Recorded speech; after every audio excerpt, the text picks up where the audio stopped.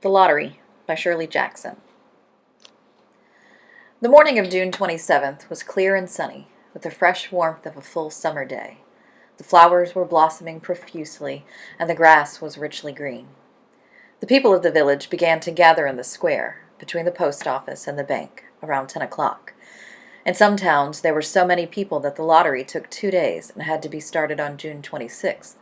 But in this village, where there were only about 300 people, the whole lottery took less than 2 hours, so it could begin at 10 o'clock in the morning and still be through in time to allow the villagers to get home for noon dinner.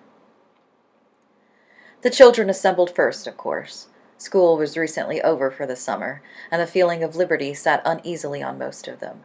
They tended to gather together quietly for a while before they broke into boisterous play, and their talk was still of the classroom and of the teacher and of books and reprimands. Bobby Martin had already stuffed his pockets full of stones, and the other boys soon followed his example, selecting the smoothest and roundest stones. Bobby and Harry Jones and Dickie Delacroix, the villagers pronounced his name Delacroix, eventually made a great pile of stones in one corner of the square and guarded it against the raids of the other boys. The girls stood aside, talking among themselves, looking over their shoulders at the boys and the very small children who rolled in the dust or clung to the hands of their older brothers or sisters. Soon the men began to gather, surveying their own children, speaking of planting and rain and tractors and taxes. They stood together, away from the pile of stones in the corner, and their jokes were quiet, and they smiled rather than laughed. The women, wearing faded house dresses and sweaters, came shortly after their menfolk. They greeted one another and exchanged bits of gossip as they went to join their husbands. Soon the women, standing by their husbands, began to call to their children, and the children came reluctantly, having to be called 4 or 5 times. Bobby Martin ducked under his mother's grasping hand and ran, laughing, back to the pile of stones. His father spoke up sharply, and Bobby came quickly and took his place between his father and his oldest brother. The lottery was conducted, as were the square dances, the teen club, the Halloween program, by Mr. Summers, who had time and energy to devote to civic activities. He was a round-faced, jovial man, and he ran the coal business, and people were sorry for him because he had no children and his wife was a scold. When he arrived in the square, carrying the black wooden box, there was a murmur of conversation among the villagers, and he waved and called, "A little late today, folks." The postmaster, Mr. Graves, followed him, carrying a 3-legged stool, and the stool was put in the center of the square, and Mr. Summers set the black box down on it. The villagers kept their distance, leaving a space between themselves and the stool, and when Mr. Summers said, "Some of you fellows want to give me a hand?" there was a hesitation before 2 men, Mr. Martin and his oldest son, Baxter, came forward to hold the box steady on the stool, while Mr. Summers stirred up the papers inside. The original paraphernalia for the lottery had been lost long ago, and the black box now resting on the stool had been put into use even before Old Man Warner, the oldest man in the town, was born. Mr. Summers spoke frequently to the villagers about making a new box, but no one liked to upset even as much tradition as was represented by the black box. There was a story that the present box had been made with some pieces of the box that had preceded it, the one that had been constructed when the first people settled down to make a village here. Every year, after the lottery, Mr. Summers began talking again about a new box, but every year the subject was allowed to fade off without anything's being done. The black box grew shabbier each year. By now it was no longer completely black, but splintered badly along one side to show the original wood color, and in some places faded or stained. Mr. Martin and his oldest son, Baxter, held the black box securely on the stool until Mr. Summers had stirred the papers thoroughly with his hand.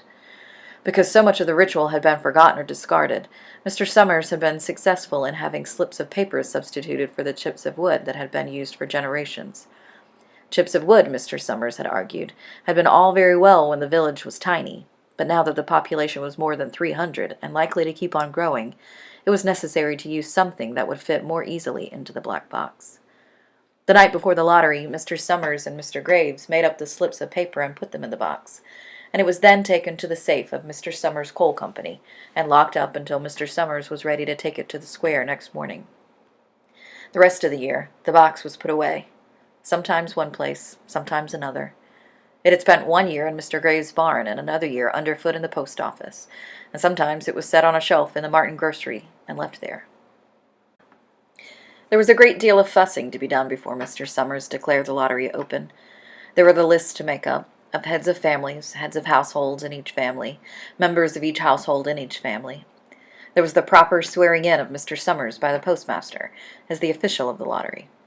At one time, some people remembered, there had been a recital of some sort, performed by the official of the lottery, a perfunctory, tuneless chant that had been rattled off duly each year. Some people believed that the official of the lottery used to stand just so when he said or sang it. Others believed that he was supposed to walk among the people. But years and years ago, this part of the ritual had been allowed to lapse. There had been also a ritual salute, which the official of the lottery had to use in addressing each person who came up to draw from the box. But this also had changed with time, until now it was felt necessary only for the official to speak to each person approaching. Mr. Summers was very good at all this. In his clean white shirt and blue jeans, with one hand resting carelessly on the black box, he seemed very proper and important as he talked interminably to Mr. Graves and the Martins. Just as Mr. Summers finally left off talking and turned to the assembled villagers, Mrs. Hutchinson came hurriedly along the path to the square, her sweater thrown over her shoulders, and slid into place in the back of the crowd. "Clean forgot what day it was," she said to Mrs. Delacroix, who stood next to her, and they both laughed softly. "Thought my old man was out back stacking wood," Mrs. Hutchinson went on. "And then I looked out the window, and the kids were gone, and then I remembered it was the 27th, and came a-running." She dried her hands on her apron, and Mrs. Delacroix said, "You're in time, though. They're still tacking away up there." Mrs. Hutchinson craned her neck to see through the crowd, and found her husband and children standing near the front. She tapped Mrs. Delacroix on the arm as a farewell and began to make her way through the crowd. The people separated good-humoredly to let her through.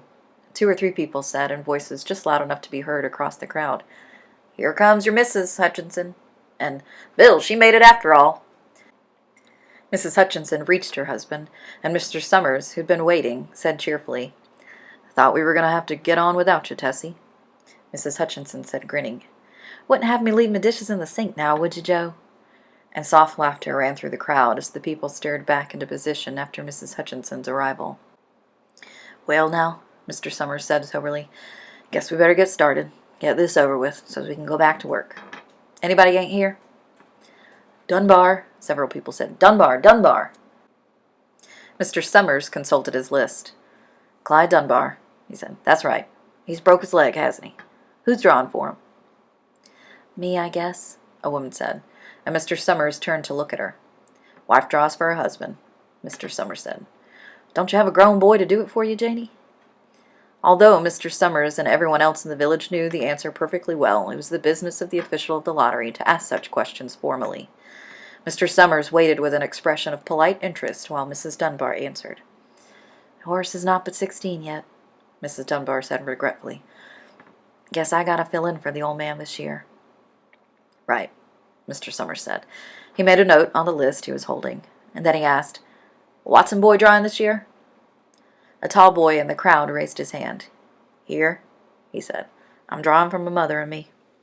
He blinked his eyes nervously and ducked his head as several voices in the crowd said things like, "Good fellow, Jack," and "Glad to see your mother's got a man to do it." "Well," Mr. Summers said, "guess that's everyone. Old man Warner make it?" "Here," a voice said, and Mr. Summers nodded. A sudden hush fell on the crowd as Mr. Summers cleared his throat and looked at the list. "All ready?" he called. "Now, I'll read the names, heads of families first, and then the men come up and take a paper out of the box. Keep the paper folded in your hand without looking at it until everyone else has had a turn. Everything clear?" The people had done it so many times that they only half listened to the directions. Most of them were quiet, wetting their lips, not looking around. Then Mr. Summers raised one hand high and said, "Adams." A man disengaged himself from the crowd and came forward. "Hi, Steve," Mr. Summers said, and Mr. Adams said, "Hi, Joe." They grinned at one another humorlessly and nervously. Then Mr. Adams reached into the black box and took out a folded paper. He held it firmly by one corner as he turned and went hastily back to his place in the crowd, where he stood a little apart from his family, not looking down at his hand. "Allen," Mr. Summers said. "Anderson." Bentham? Seems like there's no time at all between lotteries anymore, Mrs. Delacroix said to Mrs. Graves in the back row. Seems like we got through with the last one only last week. Time sure goes fast, Mrs. Graves said. Clark, Delacroix. There goes my old man, Mrs. Delacroix said. She held her breath while her husband went forward. Dunbar, Mr. Summers said, and Mrs. Dunbar went steadily to the box while one of the women said, Go on, Janie, and another said, There she goes. We're next, Mrs. Graves said. She watched while Mr. Graves came around from the side of the box, greeted Mr. Summers gravely, and selected a slip of paper from the box. By now, all through the crowd, there were men holding the small folded papers in their large hand, turning them over and over nervously. Mrs. Dunbar and her two sons stood together, Mrs. Dunbar holding the slip of paper. Harbert? Hutchinson? Get on up there, Bill, Mrs. Hutchinson said, and the people near her laughed. Jones? They do say, Mr. Adams said to old man Warner, who stood next to him, that over in the North Village they're talking of giving up the lottery. Old man Warner snorted. Pack of crazy fools, he said. Listening to the young folks. Nothing good enough for them. Next thing you know, they'll be wanting to go back to living in caves. Nobody work anymore. Lived that way for a while. Used to be a saying about lottery in June, corn be heavy soon. First thing you know, we'd all be eating stewed chickweed and acorns. There's always been a lottery, he said petulantly. Bad enough to see young Joe Summers up there joking with everybody. Some places have already quit lotteries, Mrs. Adams said. Nothing but trouble in that, old man Warner said stoutly. Pack of young fools. Martin? And Bobby Martin watched his father go forward. Overdyke? Percy? I wish they'd hurry, Mrs. Dunbar said to her older son. I wish they'd hurry. They're almost through, her son said. You get ready, run tell Dad, Mrs. Dunbar said. Mr. Summers called his own name, and then stepped forward precisely and selected a slip from the box.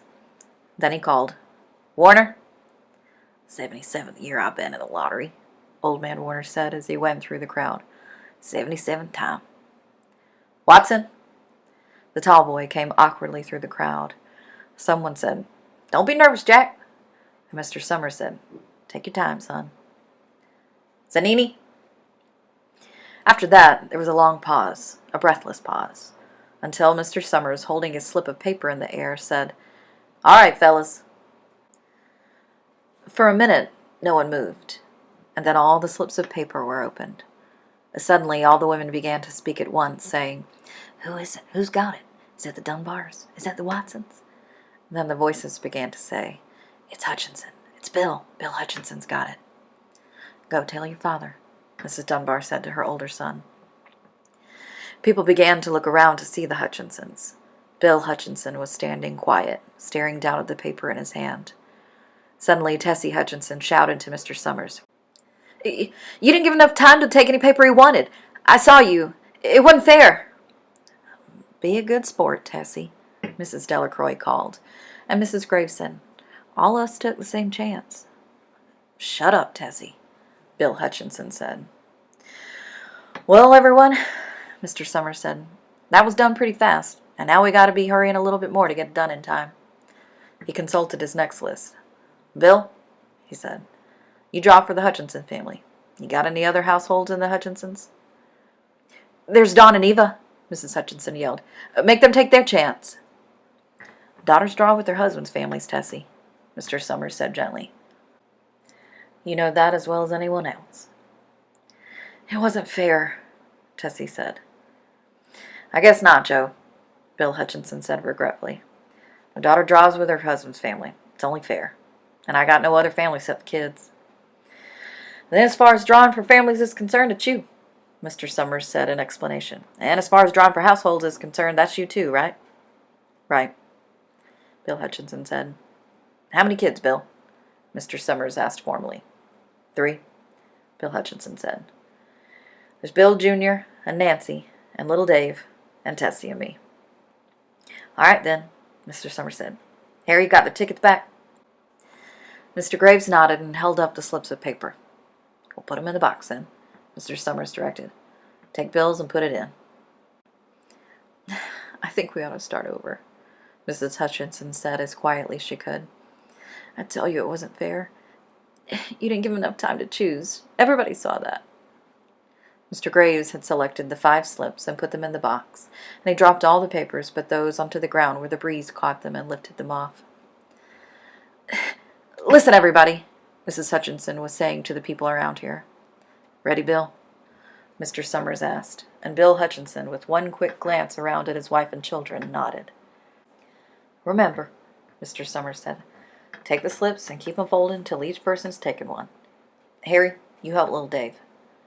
Mr. Graves took the hand of the little boy, who came willingly with him up to the box. "Take a paper out of the box, Davy," Mr. Summers said. Davy put his hand into the box and laughed. "Take just one paper," Mr. Summers said.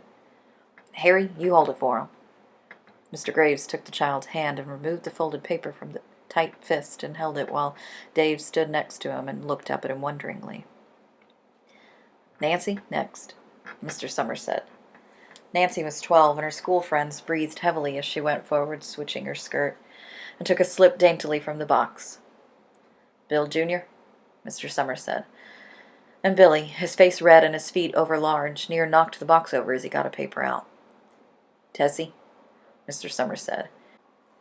She hesitated for a minute, looking around defiantly, and then set her lips and went up to the box. She snatched a paper out and held it behind her.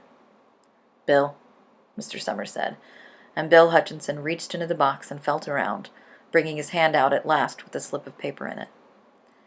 The crowd was quiet. A girl whispered, "I hope it's not Nancy," and the sound of the whisper reached the edges of the crowd. "It's not the way it used to be," Old Man Warner said clearly. "People ain't the way they used to be." "All right," Mr. Summers said. "Open the papers. Harry, you open little Dave's." Mr. Graves opened the slip of paper, and there was a general sigh through the crowd as he held it up, and everyone could see that it was blank. Nancy and Bill Jr. opened theirs at the same time, and both beamed and laughed, turning around to the crowd and holding their slips of paper above their heads. "Tessie?" Mr. Summers said. There was a pause, and then Mr. Summers looked at Bill Hutchinson, and Bill unfolded his paper and showed it. It was blank. "It's Tessie," Mr. Summers said, and his voice was hushed. "Show us her paper, Bill."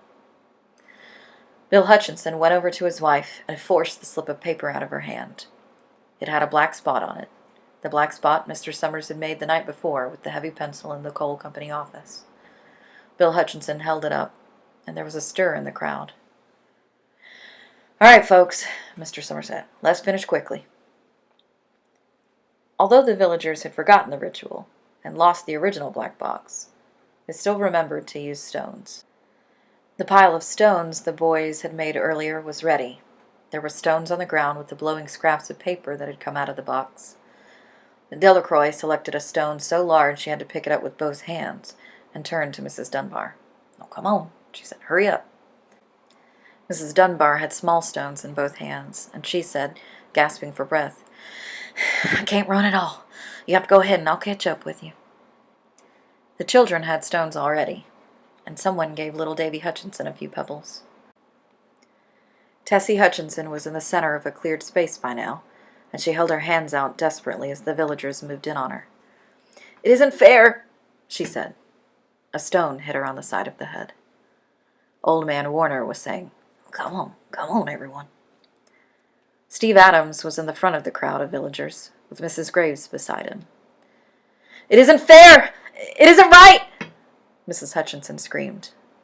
And then they were upon her.